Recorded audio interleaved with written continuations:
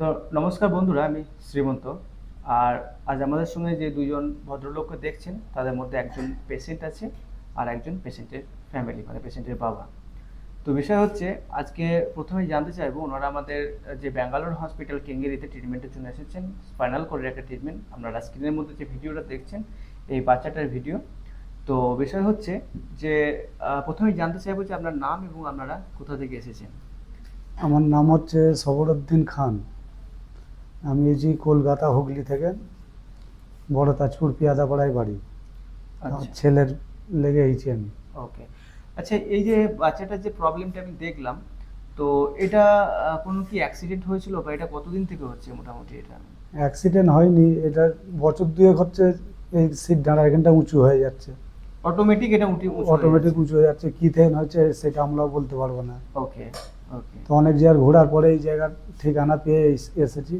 এনারা আপনাকে কতটা আশ্বাস দিয়েছে যে এখান থেকে সার্জারি করলে মোটামুটি একটা পার্সেন্টেজ আছে যেটা রিকভার করার একটা সম্ভাবনা এটা আছে? মোটামুটি 95% দিয়েছে, 95% যে বাচ্চা ঠিক হয়ে যাবে। ঠিক হয়ে যাবে। আচ্ছা, আপনার ছেলের এখন বয়স কত? 15 চলছে এখন। সবে মাত্র 15 বছর বয়স চলছে। তো এর আগে আপনি ওয়েস্ট বেঙ্গলে কোন কোন জায়গায় ডক্টর দেখিয়েছিলেন বা কিছু? কলকাতায় সব জায়গাতেই দেখেছি, মেডিকেল, তারপরে পিজিতে গেছিলাম। কলকাতায় আমাদের যত রকম জায়গা আছে প্রায় এমনি সব ঘুরে জায়গায় নিয়েছেন হয়। ওখানে। তো তারপর অ্যাট লাস্ট আপনি এখানে একটা যোগাযোগ করেছেন এবং এনারা আপনাকে 95% সাকসেসের একটা চান্স দিয়েছে, দিয়েছে। 95% আমরা ঠিক করে দেবো। আচ্ছা, বিষয় হলো যে দাদা, আমি তোমার সঙ্গে একটু কথা বলতে চাই।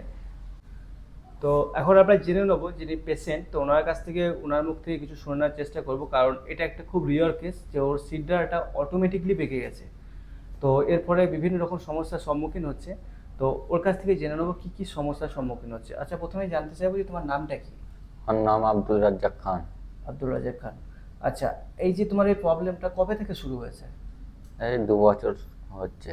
তো এটা নিজে থেকে কোনো অ্যাক্সিডেন্ট হয়নি, কিছু না, অটোমেটিক এটা আস্তে আস্তে বেড়ে বেঁকে যাচ্ছে? যাচ্ছে। আচ্ছা, আচ্ছা, আচ্ছা। তো এর জন্য তুমি কি কি সমস্যার সম্মুখীন হচ্ছ এখন?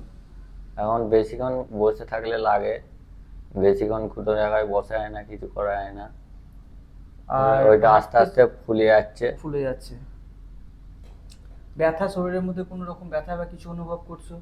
ব্যথা হয় না, বেশিক্ষণ হালকা বসলেই হয়। হালকা বসে থাকলে ব্যথা করছে? তাছাড়া এখন হাঁটা চলাতেও খানিকাতে প্রবলেম কিছু হাঁটা হচ্ছে? চালাতে কিছু প্রবলেম হয় না। শুধু বসে থাকলে যন্ত্রণা করছে? আচ্ছা। তো বিষয়টা হলো যে তুমি 2 বছর থেকে এরকম একটা লক্ষ্য করছো, আস্তে আস্তে ধীরে ধীরে এটা বাড়ছে। আচ্ছা, তো এই যে আমাদের হসপিটাল কেঙ্গেরি হসপিটালে এসেছো, ব্যাঙ্গালোর হসপিটালে, তো এখানে কতটা আশাবাদী হয়ে এসেছো যে এনাদের ওপরে বিশ্বাস করে করতে পারছো? 95% বলেছে। 95% বলেছে। তো দেখতে পাচ্ছেন বাচ্চাটার বয়স মাত্র 15 বছর। তো 15 বছর বয়সে এরকম একটা রোগের আক্রান্ত হয়েছে। তবে এখান থেকে ডক্টরবাবুরা বলেছেন যে 95% চান্স আছে ওনাকে রিকভার করে দেওয়ার। তো এটা কিন্তু সার্জারির আগে আপনাদের সামনে একটা আমি ভিডিও তুলে ধরলাম, বিফোর সার্জারি। তো আফটার সার্জারি হওয়ার পরে কিন্তু আমি ওনার কাছ থেকে একটা ওপিনিয়ন অবশ্যই তুলে ধরবো। তো যারা ভিডিওটা শেষ পর্যন্ত দেখলেন সঙ্গে থাকবেন, এই বাচ্চাটার সার্জারির পরে কীরকম ওপিনিয়ন পায় সেই সার্জারি নিয়ে একটা ভিডিও তুলে ধরবো। ধন্যবাদ, ভালো থাকুন, সুস্থ থাকুন।